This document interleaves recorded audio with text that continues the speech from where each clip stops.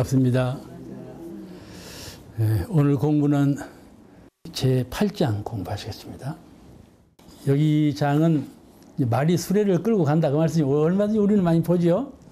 지금은 이제 그런 것이 다 없어졌지만은 그걸 보고 이제 설법을 하신 거예요. 원불교에서는 대림사님께는 감각감상을 두셨어요. 무엇이든지 사물을 보고 거기에 진리적인 감각감상을 얻어라 거예요. 왜냐하면은 그게 다 법설이거든요. 알겠죠? 해가 떠서 장천에 떠서 만물을 비추는 것도 법설을 하고 있고, 새벽에 이슬이 맺혀서 이슬이 내리는 것도 법설을 하고 있는 것이고, 모든 사물로 변하는 전부 그 진리의 의미를 함축하고 있는 것이에요. 그러니까 사물을 볼 때 그냥 건성으로 보는 것이 아니라 그를 철학할 줄 알고 그를 진리적으로 깨질 줄 아는 것이 감각감상인데, 대림사님이 감각감상을 아주 중요하게 알았어요. 보셨어요. 왜냐하면 우리가 적응하는 모든 사물이 전부 다 진리요 법이기 때문에 그로부터 배워라. 꼭 부처님으로부터만 배우는 것이 법이 아니고 천지 만물 사물이 다 법설을 하고 있으니까 그 법설을 들을 줄 알아라. 그 말씀을 하신 거거든요. 감각감상이에요. 말이 수레를 몰고 가는 것을 보고 하신 말씀이에요. 이 불가에 그 비유담이 꽤 많이 있어요. 있는데 이제 그 수레가 안 갈 때는 말을 때려야지요.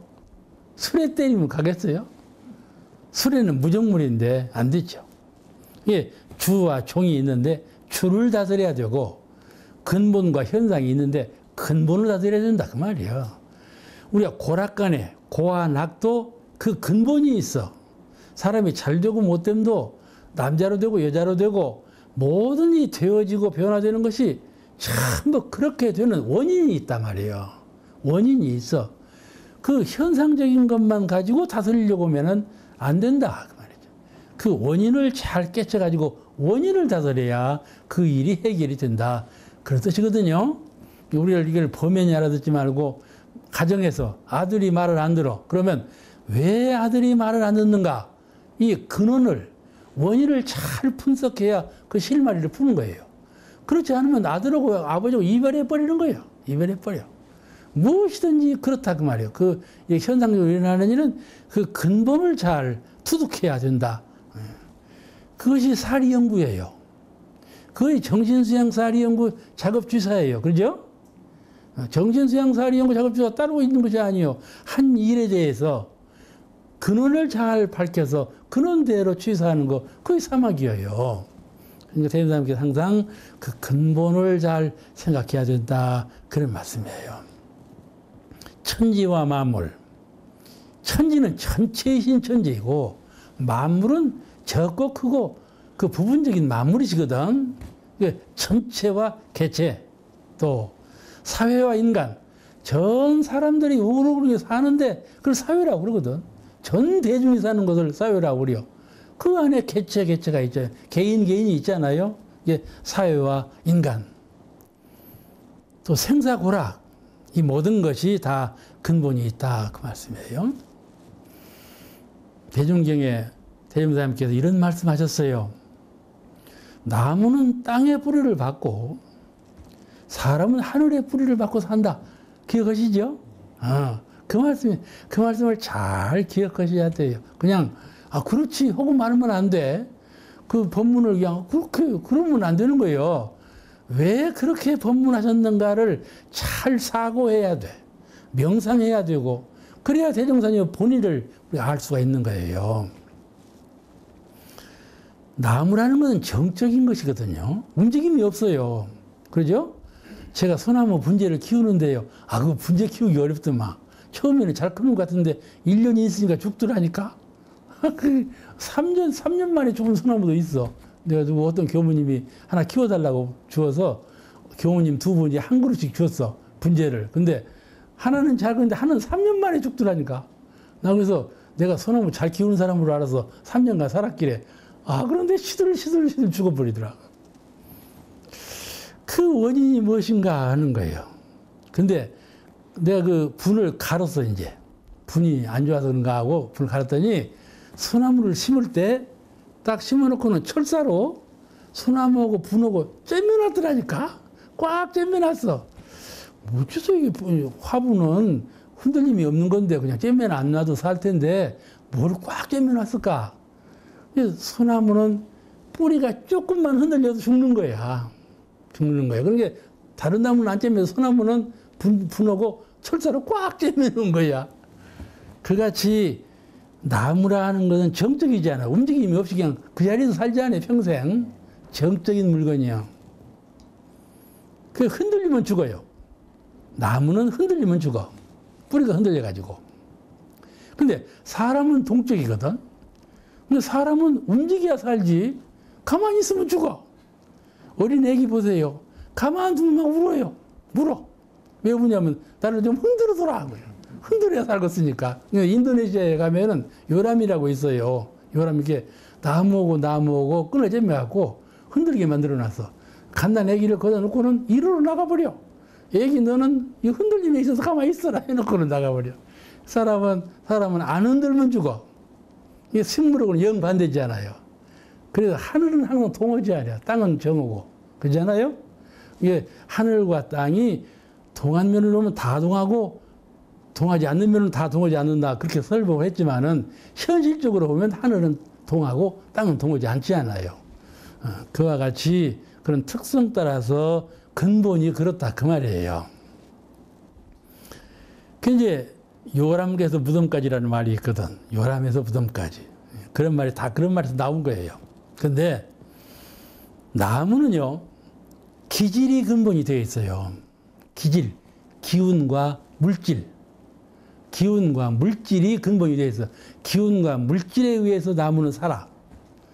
물질이 뭐냐? 물, 영양분. 이런 게 물질이잖아요. 그 물질이 기를 타고 위로 올라가거든. 그죠? 이 기가 없으면 물이 안 올라가요. 기가, 이 기, 힘, 에너지. 기를 타고 물이 뿌리를 타고 올라가고 태양의 거시를 받아서 이제 그러거든요. 살게 되거든요. 이게 기질적인 것이 식물의 근본이라 그 말이에요. 그 사람의 근본은 뭐냐면 영기, 그죠? 천지 영기 아심정어는 영기, 영이 기를 함장은 영기가 근본이요. 사람은 식물은 기가 질을 함장한, 질이 기를 함장한 기질이 근본이고, 기질적인 사람은 좀 탁한 사람이에요. 예? 연기가 신령한 사람은 좀 스승은 분이고, 그러죠? 사람을 보고 그냥 저 사람은 기질적이라고 그러잖아요. 그건 기질적이라는 말은 좋은 말이 아니에요. 그 말은. 이와 같이 나무는 기질적인 것이 근본이 되고 사람은 연기가 근본이 된다. 이렇게 볼 수가 있습니다. 육아에서는 뭐라 그러는 거니? 본래 육아에서는 혼백이라고 그러잖아요. 혼백. 사람이 물에 빠지면 혼백 구한다고 그러죠. 응? 혼백 건진다고. 근데 혼이라는 것은 사람이 죽으면 육아에서는 이렇게 말을 해요. 혼은 하늘로 날아가고 백은 땅으로 흩어져 버린다. 이렇게 말하거든요. 이게 무슨 말인 거니? 혼은 연기고, 연기를 말하는 거고, 백은 기질을 말하는 거예요. 기질은 땅으로 지수화풍으로 흩어져 버린다. 그 말이에요. 이게 무슨 어려운 말을 한 것 같아도 알고 보면 그런 말이요. 그래, 그와 같이, 이 세상에 그 여러 가지 들려오는 말들이 참 명상해보고 근원을 따져보면 다 대종사님 말씀에 일치되니까는. 제가 장수교당에 처음에 교무로 갔는데 장수교당 그 문전옥답이 있어. 그래서 이제 교도님들이 와서 다 이제 배추씨를 심는 거야. 그런데 씨를 심고 갔는데 이게 나들 않네, 이게 뙤약볕에. 그 이제 물을 잘 주고 싹을 틔는 건 내 책임이요.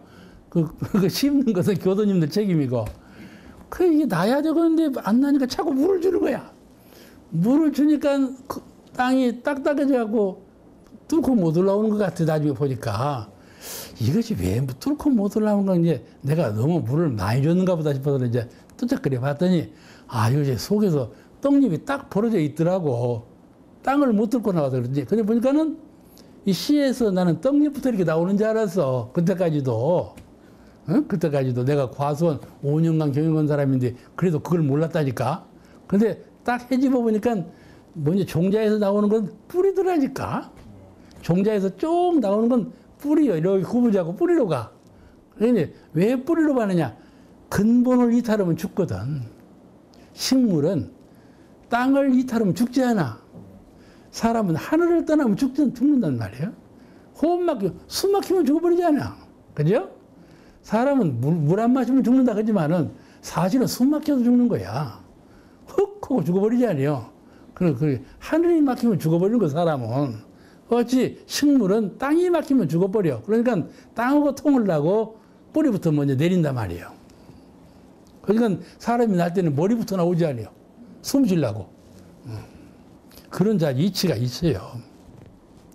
내가 하는 얘기 그냥 듣고 말아버리세요. 그러니까 기질적인 세계인 땅에 뿌리부터 내리고 있음을 내가 그때 봤다 그 말이야. 이와 같은 이치 관계가 있어. 그러므로 그 근본을 항상 생각하고 근본을 다스리지 않으면 안 된다. 그런 말이죠. 본문에 이렇게 말씀하셨어요. 사람이 먼저 그 근본을 찾아서 근본을 다스려야 모든 일의 성공을 보게 되나니라. 무슨 일이든지 사람에게 또 일이 돌아와요. 아, 어째서 나에게는 이런 일이 돌아오나? 잘 되는 일이든지 안 되는 일이든지 일이 돌아오거든. 이 일은 어째서 잘 되는가? 잘 되었을 때도 춤추고 기분 좋고 잔치만 할 것이 아니라 왜 잘 되었는가를 파악할 줄 알아야 되고, 잘못된 일이 돌아와도 이 일이 어째서 잘못된 일이 되었는가를 진리적으로 잘 체득할 줄 아는 그런 수행자가 되어야 한다 그 말이지. 예? 범연하게 사는 것이 아니라 항상 그 근본을 밝히는 그것이 사리연구 공부거든. 사리연구 공부는 이론상의 진리가 무엇이냐, 사은이 무엇이냐, 사막이 무엇이냐 공부하는 것만 사리연구가 아니고 그런 사물의 이치성을 잘 파악하고 그 근본성을 잘 체득하는 그런 공부를 자꾸 계속해 나가는 거란 말이에요. 그 사리연구 공부예요. 사람은 근본을 잘 연마할 줄 알아야 한다. 그 사람의 근본은 뭐이겠어요? 마음이죠. 사람이라는 건 형상 있는 것이 사람이지만은 그 근본은 형상 없는 마음이 되었다. 그러니까 마음을 잘 다스리라 그 말씀이야. 대형사님께 하신 말씀은 마음 공부 잘해라 그 말씀이야. 실컷 알아듣고 보면 그죠? 마음 공부 잘해라 그 말씀이야. 그런데요, 마음 공부 하지만은 진실로 마음 공부 하나만 잘 체득하면 생사 문제, 고락 문제, 인생 문제 모든 문제가 해결되는 거예요. 극락 문제, 에? 모든 인간적인 사회 문제, 평화 문제 이런 것이 전부 마음 공부로서 되는 거란 말이에요. 내가 이 세상에 태어나서 받아들이고 있는 모든 일체가 마음 공부 하나면 다 해결이 돼버린다 이 말이에요. 그러니 마음 공부를 않고 어찌해서 알겠어요. 그것이 가장 근본이라 그런 말씀이죠. 그런데 우리 인류 가운데 마음을 찾아서 마음을 아는 사람이 몇 사람이나 되겠어요? 건승건승 사는 것 같지만 사실 그 형상 없는 마음을 찾으려고 하는 사람도 참 드물고 마음을 깨달은 사람은 더 드물고 그 마음을 실제 생활에 활용하는 사람은 참 드문 것 같아요. 그러니까 우리 원불교 교인은 얼마나 복잡합니까? 처음 들어오자마자 마음 공부를 배우거든. 일생 동안 마음 공부를 하니 참 복잡 가운데 복잡하죠. 범죄자가 범죄한 사실을 벌을 받아. 그건 다 끝나버렸죠. 그런데 나중에 더 큰 범죄를 짓는 사람을 보면 전에 범죄했던 사람이요. 이게 범죄라는 그 사실만 뉘우치고 그 모면해가고 있으면 안 된다. 무엇을 해야 하냐? 범죄하는 죄심, 죄 짓는 마음. 그 죄 짓는 마음을 참여해야 되는데 죄만 참여했단 말이요. 그러면 더 큰 죄를 진다 그 말이요. 더 큰 죄를 지어요. 그러니까 그 모든 것은 그와 같이 현상적인 나타나는 것만 다스리면 안 되고 그 근원적인 것을 항상 다스려야 된다. 그래서 우리 불가에서는 마음으로 그치기 안 했어. 마음에도 또 근본이 있어. 우리가 사람에게는 사람의 근본이 무엇이뇨? 했을 때 마음의 근본이다. 그러죠. 근데 그럼 마음의 근본은 무엇이뇨? 할 때 그에 대한 대답이 없잖아요. 그것을 우리 불교가 해결한 건데 그 마음의 근본은 바로 성품이다. 이 말이죠. 성품. 성품 이론상. 응? 이론상. 그렇게 밝혀졌으니까 우리 항상 이론상에 대한 성품 공부를 하는 것이죠. 우리가 말하는 성품은 이제 기독교에서 말한다면 신이지요. 이게 좀 그 의미가 좀 다르지만은 그렇게 표현하고 있어요. 그 우리 불가에서는 일체 유심조 도리로서 이 일체 유심조 도리를 더 확연하게 연마할 필요가 있잖아요. 그래서 이 만사 만물은 모두 그 원인이 있다 그 말이죠. 식물로 태어났으면 식물로 태어난 원인이 있고 동물로 태어났으면 동물로 태어난 원인이 있고 가령 밝은 인물로 태어난 밝은 인물이 된 원인이 다 있다. 근본이 다 있어. 그게 결과로 나타나는 것이거든요. 그래서 생사고락 행불행 사람이 태어나면 반드시 죽는데 죽음을 걱정하는 분이 참 희귀해. 그 죽음에 대해서 큰 걱정거리인데 죽으면 걱정 않거든. 그냥 죽을 때 죽자. 그런단 말이요. 죽을 때 죽자. 아, 이건 범부중생의 마음이거든. 죽는 일을 어떻게 죽을 때 죽냔 말이요. 살게 되었으니까 샀나. 그러면 안 돼. 그러면 안 돼. 그 생사와 고락이 또 행복과 불행이 다 그 원인이 있는 것이니까 그 원인을 잘 해결하자 그런 뜻이니까 그 불교의 보조 스님이 계셨는데 보조 스님은 대종사님께서 인정하신 분이 이 정의 결사문이라는 그 글이 있어요. 그 정의 결사문에 이런 말씀이 나와요. 인지이도자는 인지이기라. 그런 말씀이 첫 허두에 나와요. 아주 그 명문인데 땅으로 인해서 엎어진 자는 땅을 딛고 일을 해야 한다 그 말이지. 그죠? 땅에서 엎어졌는데 하루를 잡고 일을 쓸 수 있겠어요? 엎어진 거 그것을 누르고 일어서야지. 그러니까 우리가 어째서 전도되었는가 하면은 마음으로 거꾸로졌거든. 사실은 마음을 내 가지고 그 마음 낸 마음으로 거꾸로진 거야. 그러니까 어떻게 또 마음을 제도할 거냐 하면 또 마음으로 제도해야 된다 그 말이지. 마음으로 거꾸로졌으니까 마음으로 일어서야 된다 그 말이요. 아시겠죠? 예. 왜 마음으로 거꾸로졌나?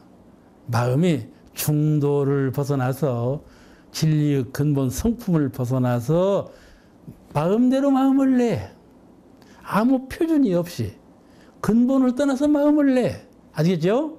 우리가 일상적으로 마음을 낼 때 우리 마음 가운데에는 주인 마음이 있어요. 또 멋은 마음이 있고 도적 마음이 있고 새 마음이 있어. 응? 도적 마음이 달라지면 마음이 부서져 버리는 거예요. 우리는 주인 마음은 성품이라 그러고 멋은 마음을 그냥 마음이라 그러고 도적 마음을 욕심이라 그래요.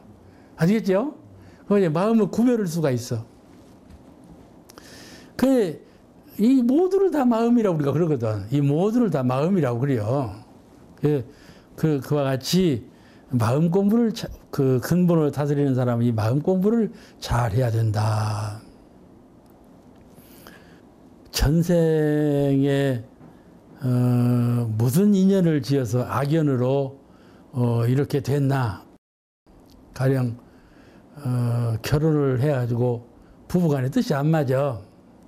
그러면 사람들이 생각할 때 남편하고 나하고는 전생에 무슨 인연이 가지고 저렇게 저런 사람하고 나하고 만나졌다. 사람들이 그렇게 말한다니까. 그러죠? 남편하고 부인하고 안 맞아 봐봐. 전생에 무슨 인연이 가지고 저런 사람을 만났나. 얼른 그렇게 말을 한다니까.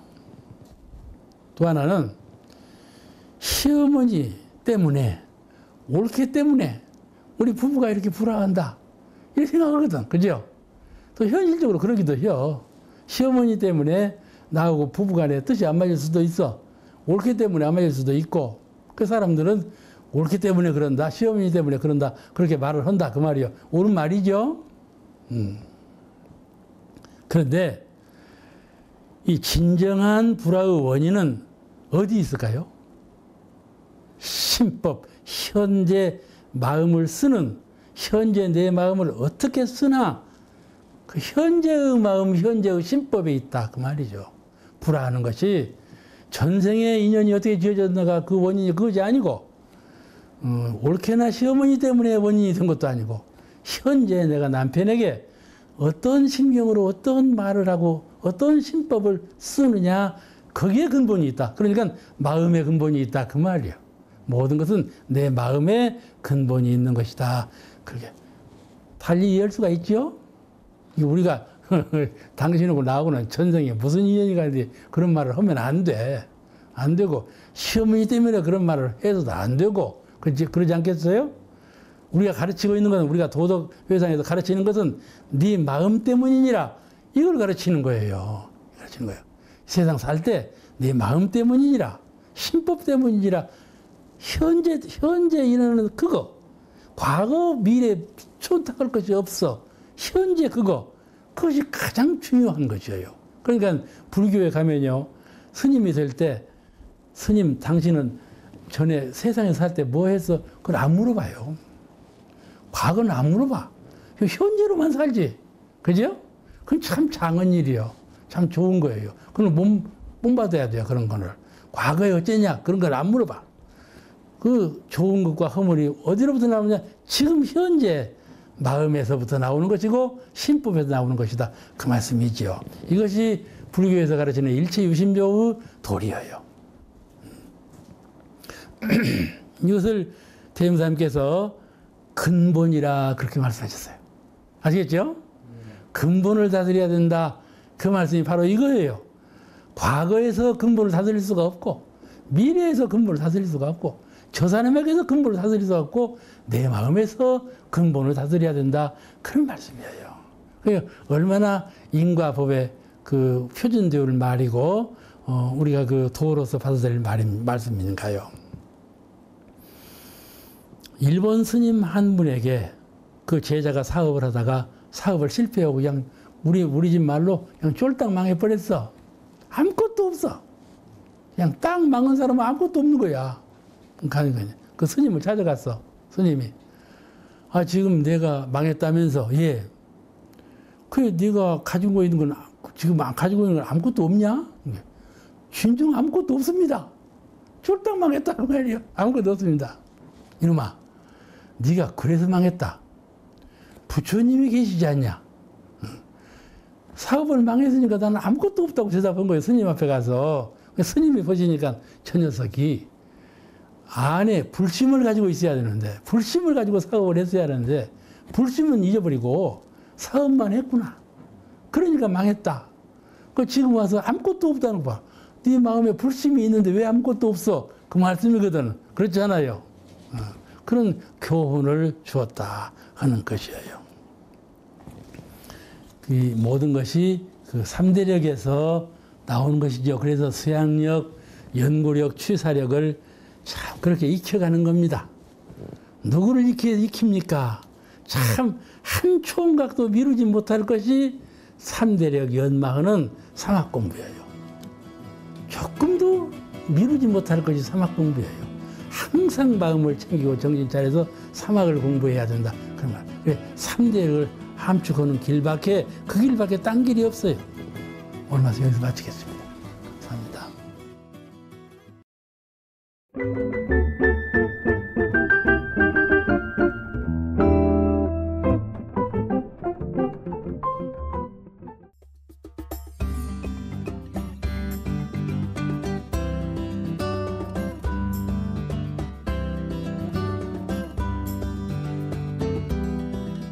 반갑습니다.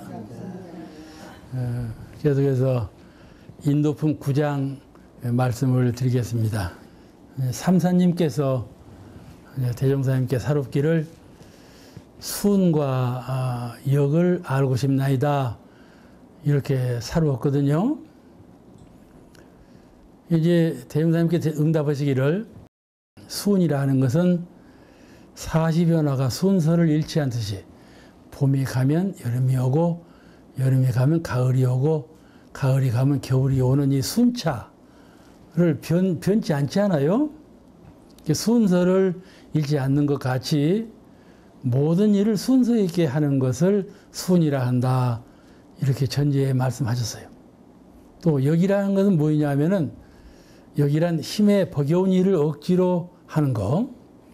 자기 실력에 붙이는데 그 일을 욕심에 의해서 억지로 하고 주변 환경에 의해서 불가피하게 억지로 한단 말이에요. 그럼 실패하는 거죠.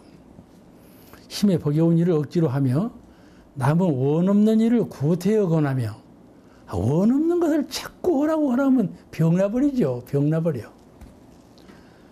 또 내 남의 마음을 매양 거슬려 준다. 매양 거슬려줘. 잘못하는 일이 있으면 계속해서 기회 있을 때마다 뭐라고 하면은 그 사람 마음이 편할 리가 없죠. 그렇지. 자기 생각으로는 좋은 일 같아도 그 사람 입장에서는 역기라. 그런 일은 의도대로 되지 않냐고 성공하지 못한다. 그래서 모든 일을 추진할 때에는 순을 주로 해서 행하면 성공하지 못할 일이 대체적으로 없을 것이다. 그런 말씀이세요. 여기 그 삼산 김기천 종사님이 나오시죠? 이제 삼산님에 대해서 잠깐 말씀을 먼저 드립니다. 삼산 종사님에 대해서 열반 후에 주산종사께서 추모담을 쓰신 것이 발표된 것이 있어요. 거기를 읽어보면 이런 말씀이 나와요. 삼산님은 품성이 관유서완하여, 품성이 관유해, 넓고 부드러워, 그리고 서완, 아주 느려, 서서히 하고 완급하게 해. 완하게 한다 그 말씀이죠. 느리시다. 그러시면서 누구에게도 성내는 일이 없고 느리다. 그런 말씀이 나와요. 그런데 참 재미있는 말씀인데, 역시 그 삼사님은요, 소나기가 막 쏟아지지 않아요? 그럼 그대로 걸어가시는 거야. 그 옆에서, 소나기 쏟아집니다. 빨리 뛰세요. 그러면. 모두로 빨리 가면서 비를 더 맞아. 빨리 가셔야 비를 적게 맞을 텐데, 이 여름은 모두로 빨리 가면서 비를 더 맞아. 그렇게 하셔서. 그렇게 평소 똑같이 걸어가셨다. 이게 얼마나 서서운 걸 좋아하셨어요. 느릿느릿해. 근데 해보면요, 이 성품하고 떠나지 않는 분리자성 공부, 분리자성 공부를 자꾸 공을 들여서 하면 자연히 느려져요. 그거에 맞추려니까 빨리빨리 하면 벗어나버려, 잊어버려. 그러니까, 그래서 그랬지 않았는가 싶은 생각도 드는데, 그랬었다.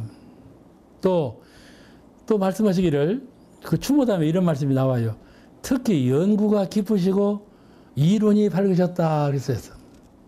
삼사님은요, 저희들이 듣기로 꽃에 물을 주시잖아요. 그럼 우리가 뒤에서 인사할 때, 선생님 뭐세요? 이렇게 하면서 인사하잖아요. 그렇게 꽃에 물을 주고 계시는데 뒤에서 선생님 뭐세요? 하고 인사하면은 찾는 것이 있는데, 그래서 찾는 것이 있네. 그렇게 대답하셨다고 그래요. 그러니까 꽃을 주는 것도 연마하신 것과 같다. 그런 뜻이죠? 예. 그렇게 아주 그 공부에 철두철미 잘 하신 어른이시죠. 그 형산종사님이 저에게 그런 말씀을 하시더라고. 이제 형사님은 참 그때 그 구인 선진이나 선진 재현께서 하신 말씀을 당신께서 알고 계시는 바람에 그대로 우리에게 전하신 말씀이 펑 많아요. 근데 정사, 교단의 바른 역사로 볼 때에는 그런 말씀이 전해지는 것은 좀 구차하지만은, 그러나 그런 말씀을 들을 때 참 그랬구나 하는 실감이 가거든요. 그런 말씀 가운데 한 말씀은 삼사님께서 견성 1호시거든요. 대명사님께서 처음으로 견성을 허가하신 어른이 삼사님이셔. 그런데 대중 앞에서. 그런데 삼사님께 그러신 말씀을 하시더래요. 삼경, 12시부터 3시 사이, 그 삼경에 잠을 안 주무시고 선을 닦으셔. 이제 우리 회상에서는 일할 때 일하고 공부할 때 공부하고 그래야 하거든요. 그런데 일할 때 좌선을 한다든지 그럼 꾸중 받아요. 꾸중 나요. 그런데 삼사님은 이제 일할 때 좌선할 수 없잖아요. 이게 삼경에 좌선을 했다 그래요. 이런 말은 전해지지 않을 말인데 예, 이 얘기를 잠깐 들었으니까는. 근데 삼경에 그와 같이 그 선을 진경에 사무쳤는데 날이 밝았더라는 거예요. 날이 밝아서 날이 새구나 하고 밖에 나와서 보니까 깜깜한 거야. 날은 깜깜한 거야. 그래서 당신이 날이 새구나 느꼈다. 응? 조금 있으니까 당신도 어두워지고 나도 어두워졌다. 그런 말씀을 형사님께 하셨다. 그 말씀을 전해시더라고. 그런 말씀을 들은 일이 있어요. 그와 같이 삼사님 아주 깊은 공부를 하시고 큰 깨달음을 가지셨던 어른이시다. 그런 분이셔요. 그런 어른이 대원사님께 살옵기를 순과 역을 어떻게 하면 알게 되겠습니까? 이렇게 사는 거예요. 그러니까 삼사님의 이 질문을 우리가 두 가지 의미로 이해할 수가 있어요. 하나는 우리가 살 때 순수가 돌아오기도 하고 역수가 돌아오기도 하지 않아요. 근데 성령께서는 순수 돌아올 것을 미리 아시고 역수 돌아올 걸 미리 아시거든. 그러니까 역과 순을 알려면 어떻게 해오리까? 그 말씀은 앞으로 돌아올 순수가 돌아오는 일하고 역수가 돌아오는 것을 어떻게 하면 미리 알 수가 있습니까? 그렇게 질문하신 내용도 있고, 근데 대점사님은 그런 대답을 안 하시고 어떻게 대답하셨는 거니? 이 질문 내용이 또 두 번째 내용은 어떻게 하면 순과 역에 관해서 알게 되겠습니까? 순수한 그런 질문. 예, 두 가지 의미가 있어요. 질문 내용이. 근데 이제 대점사님께서 그 후자, 어떻게 하면 순과 역을 알게 되겠습니까? 그에 대한 대답을 하셨어요. 그에 대한 대답은 앞에 말한 질문에 대한 대답도 되는 거예요. 실은 그렇게 평범한 말씀같이 해답을 하셨지만은 사실은 그 삼사님께서 질문하신 그 두 가지 의도를 다 해결해 주신 본분이시다. 이렇게 이해가 되는 대문입니다. 인도품 1장에 이런 말씀이 나와요. 천지의 도는 순리자연의 도라. 1장에 순리자연의 도라.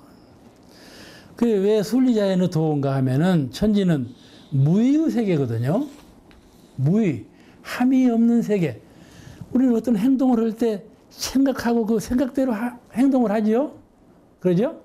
생각하고 내 생각한 대로 행동하거든요. 그걸 함이 있는 세계라 그래요.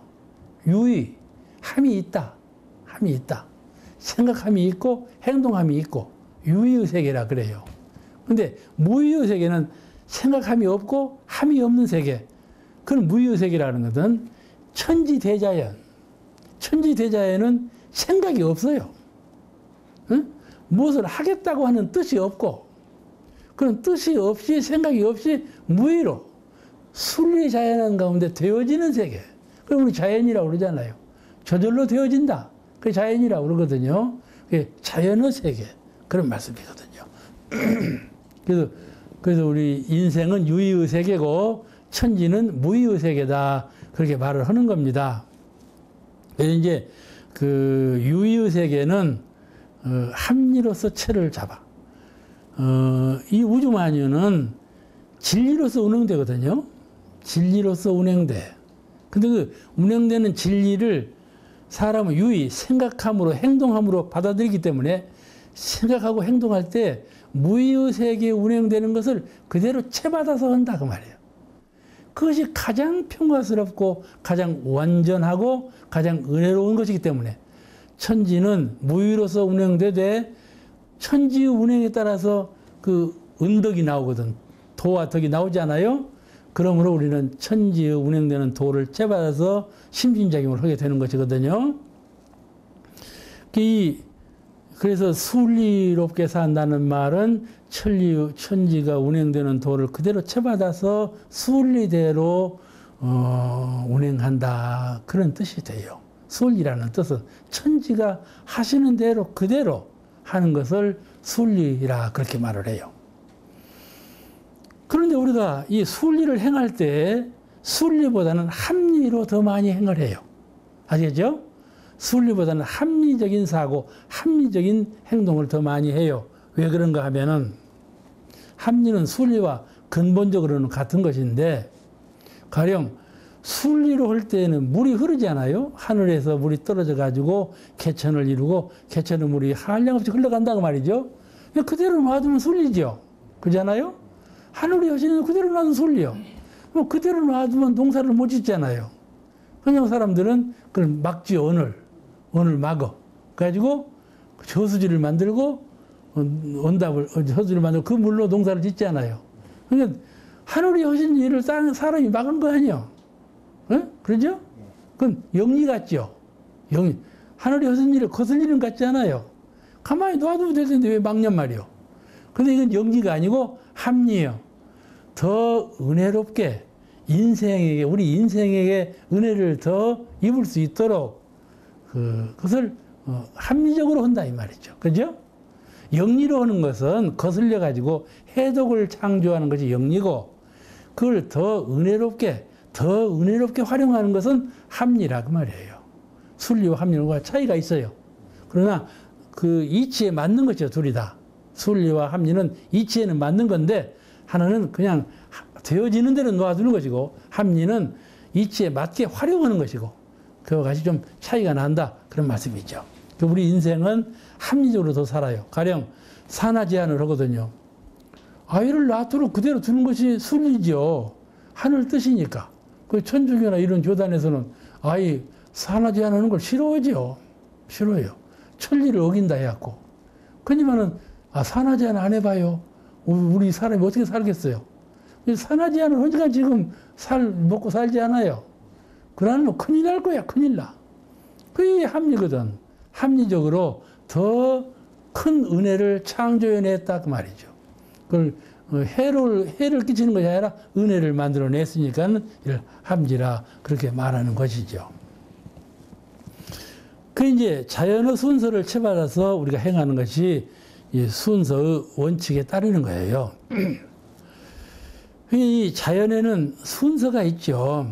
자연에 받는 순서가 우리가 잘 아는 바와 같이 봄이 가면 여름이 오고 여름이 가면 가을이 오고 가을이 가면 겨울이 왔는데 겨울은 아주 추운 때 아니에요. 설한동풍의 만물이다. 그냥 아주 오그라들어서 죽음 직전이라 말이죠. 거기서 죽지 아니하고 다시 봄 기운이 돌아와서 모든 것이 다 생성하게 된다 하는 변화 과정이지 죽이는 일은 아니라고 말이죠. 변화시키는 일일 뿐이지. 그와 같이 자연의 순리라는 것은 변화시키는 하나의 원칙이에요. 원칙이에요. 그래서 이것을 자연의 순서가 있어서 사실은 그 봄이 돼서 싹이 트고 여름이 돼서 성장하는데 또 추워지면은 이건 자꾸 낙엽이 지고 자꾸 죽어가는 과정 아니에요. 그죠? 낙엽이 되고 죽어가는 과정이지만은 그 추워지는 과정이 없으면 결실을 못 하거든. 나무가 결실을 못 해. 그잖아요. 가을은 추워지기는 했지만은 낙엽이 되어서 떨어지기는 하지만은 결실을 한다. 그 말이죠.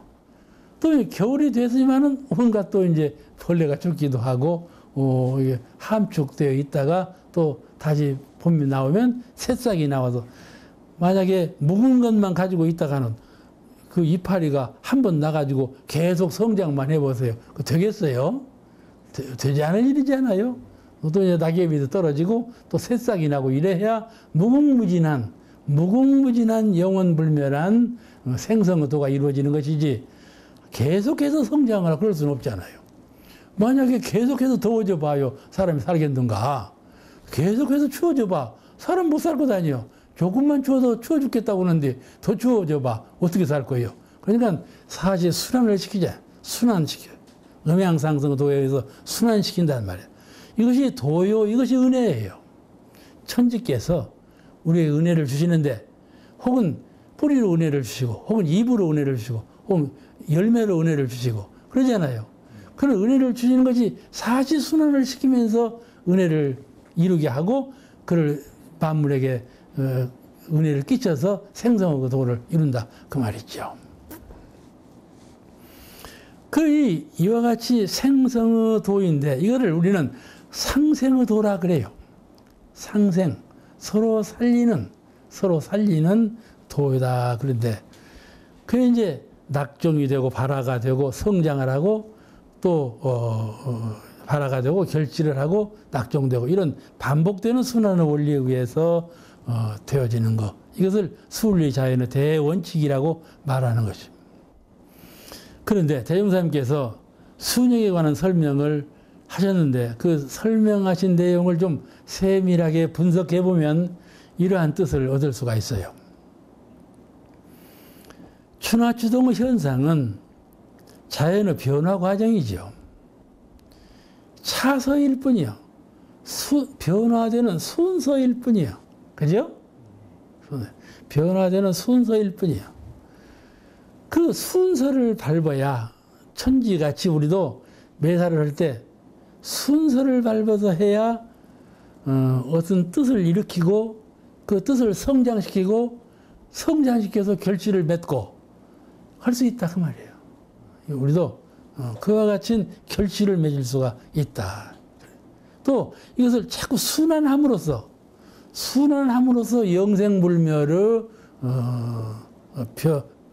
영생불멸의 불변의 진리와 변의 진리를 함께 할 수가 있다. 순환되면서 변하지 않는, 그죠? 한 물건이 춘화추동 사시절로 변화하면서 한 물건 그대로 있지 않냐 말이에요. 천지라 하는 한 물건은 춘화추동 사시라고 하는 변화를 변화시켜 가면서도 항상 천지는 천지의 면목 그대로 있다 이 말이에요. 영원불멸의 도가 천지거든. 그 대행사님께서 천지의 도를 닮을 때 영원불멸한 천지의 도를 닮아서 행해라. 그 말씀이 거기서 나오는 거거든요. 그런 그 불변성과 변성을 함께 하는, 그러므로 춘화추동의 과정이라는 건 변화 과정이고 차서요 순서일 뿐이에요. 우리가 일을 할 때 어떤 뜻을 품었으면 그 일을 순서에 맞게 해라. 서에 맞게, 차서에 맞게 해. 그 차서에 맞게 하는 것을 이 장에서 설명하고 계셔요. 옛사람 말에 소나무 키워 정자 보고 물이 들어야 배를 띄운다 그런 말이 있어요. 정자를 지어야 되겠는데 정자를 짓는 건 결실이죠. 목적을 완성한 거예요. 그러려면 소나무를 키워야 소나무 둥치를 만들고 그걸로 정자를 지을 것 아니겠어요? 소나무를 키워야죠 우선. 같이 키우려면 순서를 따라서 해야 한다 그 말이에요. 물이 들어야 배를 띄운다. 운이 돌아와야 그 시절을 만나야, 알겠죠? 순서라는 것은 시절에 맞지 않는 일을 해서는 안 된다. 그냥 봄에 복숭아를 따려고 하면 되겠어요? 그죠? 봄에는 꽃이 잘 피게 하고 열매를 잘 맺게 하고 그런 작업을 한 후에 여름에 성숙하게 하고 가을에 결실을 해야지. 봄부터 복숭아를 따려고 하면 안 된다는 말이에요. 겨울에 종자를 심어서도 안 되고 그 때와 순서를 잘 맞게 사람이 적응할 줄 알아야 이것이 순에 맞는 일이거든요. 근데 사람들이 그렇게 하지 않아요. 우리는 생각해보면 천하멍청이죠. 순에 맞게 않게 해서 실패하는 건 천하멍청이가 하는 일이지만은 사람이 그렇게 하거든. 왜 그렇게 합니까? 욕심 때문에. 환경에 이 주변에 내가 같이 살고 있는 사람은 모든 환경, 나에게 돌아오는 일, 그런 것들이 다 환경이거든요. 환경에 얽매여가지고 환경이 잡아 끌어내를, 환경이 나를 잡아 끌어가. 또 내 머릿속에 있는 업력이 나를 끌어가고 거기에 이끌린단 말이에요. 환경에 이끌리고 업력에 이끌리면 아닌 마음이 나와. 빨리 하고 싶은 마음이 나오고 과하게 하고 싶은 마음이 나오고 그러지 않아요. 그냥 놀고 싶은 마음도 나오고 그래가지고 일을 실패하거든. 다 때가 있고 순서가 있고 하는 것인데 그게 맞지 않게 한다. 그런 말씀이죠. 그 말씀에 이제 주의를 주신 건데, 아이고, 그걸 누가 모르나? 그럴 수도 있죠. 그런데 천하 다 그걸 모르고, 알고도 범하고, 모르고도 범하고, 우리 인생이 그래요. 그러니까는 왜 알고도 범하고, 모르고도 범하는가 하면 철학이 없어. 그 깊은 뜻을 알지 못해. 깨닫지 못했어요. 알기만 하지. 보고 느끼기만 했지 왜 그러는가에 대해서 깨닫지 못했기 때문에 그런 수레바퀴 속에서 산다 그 말이죠. 그걸 한번 집어주신 말씀이에요. 사람들은 이 술리로 하지 아니하고 영리로 한다. 그 영리로 하는 것을 세 가지로 예를 들으셨어요. 대부사님께서 그 영리로 아주 천하바보가 영리로 하는데 영리로 하는 것은 이러이러한 것이다 하고 세 가지 예를 우선 들어주셨는데 뭔가 하면은 매사를 욕심으로 한다. 무리로 한다. 욕심으로 하고 무리로 해. 그러면 결실을 이룰 수가 없지요. 그러니까 분수에 맞게 하고 실력에 맞게 하는 것이 순서예요. 자기 분수에 맞아야죠. 자기 실력은 이만큼인데 욕심은 여기까지 가고 실력도 없는 일을 막 하려고 하거든. 그렇지 않아요? 얼마든지 그런 일이 많지요. 가족이 10사람이요.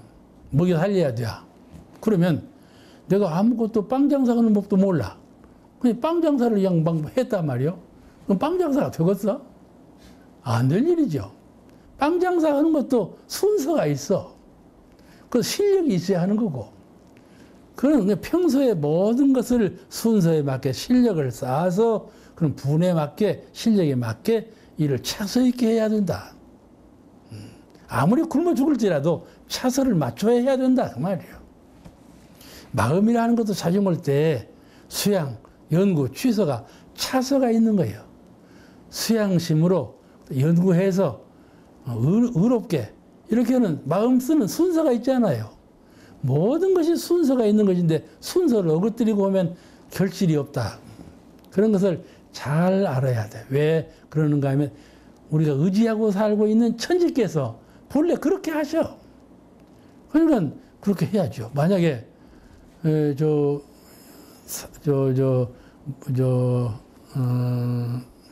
덕유산이 있죠? 덕유산 가면은 곤도라라는 것이 있어요. 곤도라 타고 정상에 올라가거든. 그 곤도라가 빙 돌아서 이렇게 올라가. 이렇게 돌아서 올라가잖아요? 곤도라는 왼쪽으로 도는데 사람은 오른쪽으로 돌아봐봐. 곤도라하고 부딪히겠어요? 안 부딪히겠어요? 그냥 코가 깨지고 박살나버리지. 그러잖아요? 그죠? 사람이 뭐 실패하는 건 그런 것이요. 곤도라는 왼쪽으로 돌아가는데 자기는 오른쪽으로 돈단 말이요. 그러면 안 될 일이지. 천지순환으로 도는 순리자연한 방으로 가고 있는데 차서에서 가고 있는데 자기는 그 차서를 모르고 어긋지면 그게 될 리가 없죠. 그것을 잘 연마해서 취사하는 거. 이분이 수양심이 있는 분이고 이분이 지혜가 밝은 분이고 이분이 은혜를 잘 창조해가는 분이라 그런 말씀이에요. 그렇지 않으면 어리석은 일이죠. 그게 매사를 할 때 욕심으로 하지 말아라. 그냥 욕심이 굴뚝 같아. 실력도 없는 사람이 욕심이 나면 그냥 남이 어떻게 만류해도 기연이 하거든. 그렇잖아요? 기연이 하거든. 그리고 실패하거든. 늘 수양심으로 나는 남의 말을, 남이 나를 이제 주의를 줘요. 사람이 병이 날 때 미리 조짐이 있는 거야. 이런 병이 난다. 신호탄이 와. 그럼 무시해버리거든. 다른 사람이 나가 무슨 일을 할 때 다른 사람들이 뭘 조언을 하는 거예요. 이랬으면 저랬으면 무시해버려. 왜 무시하는가? 욕심이 드러나니까. 욕심대로 하려고. 그게 될 리가 없지. 될 리가 없어. 그와 같이 사람이 현명하고 지혜로운 사람은 그렇게 욕심에 끌리지 않는다. 자기 분수를 한다. 그리고 이 시운, 이 되어가는 질서, 그저 도교산의 곤도라가 돌아가는 것이 천지의 순서, 천지 대기, 한 신령스러운 기운이 돌고 있는데 그 신령스러운 기운이 돌고 있는 방향으로 그대로 해야지 그 방향을 어긋지면 안 된단 말이에요. 그러지 않겠어요? 그걸 잘 생각하는 거, 그게 지혜예요. 그게 사리연구거든. 사리연구가 뭐냐 말이에요. 그런 천지의 도수를 잘 봐서 그 도수에 맞게 해야 하는 거예요. 그게 지혜거든. 또 하나 지적하시기를 남의 원 없는 일은 억지로 권하지 말아라. 그러신 거예요. 이거 참 법문이지만 얼마나 우리가 많이 범하는지 몰라요. 특히 아버지가 자녀 키울 때 원없는 것을 막 억지로 원하거든. 그러지 않아요? 아버지가 의사요. 아들은 의사가 못 되겠어. 근데 기어이 의사만 만들려고 하거든. 그러면 그 의사는, 그 아들은 도망가 버리는 거예요. 도망가 버려. 그러잖아요? 그죠? 그러니까 무슨 일을 할 때 남이 원없는 일은 그 사람이 전생부터 연마해온, 전생부터 실습해온 그런 바탕이 있고 업장이 있단 말이에요. 그걸 잘 이해해야 하는 거예요. 이 아이는 내 아들인데 전생부터 무엇에 조예가 깊으며 무엇을 잘 닦아온 아이인가? 그 성격이 어떠며 희망이 어떠며 그를 잘 분석해서 그 아이에 맞게 해야지. 어머니 뜻대로 마음대로 아버지 뜻대로 마음대로 그 애를 조정하려고 하면 되냔 말이야.